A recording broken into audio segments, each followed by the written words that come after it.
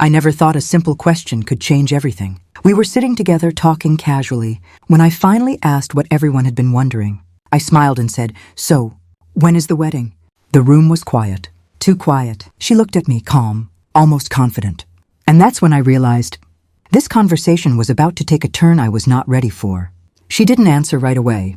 She took a breath and looked around the room. That pause felt longer than it really was. My heart started racing because silence often speaks louder than words. I expected a date, maybe a few months away, maybe next year. But the look on her face told me this was not going to be a normal answer. She finally looked straight at me and said very calmly, "We got married?" Yesterday. For a moment, I couldn't process the words.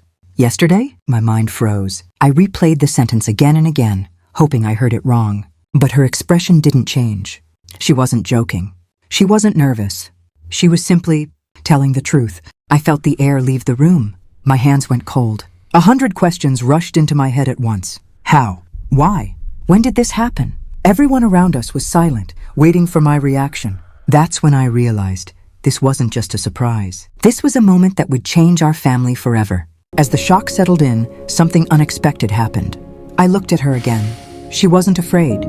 She wasn't defensive. She was peaceful.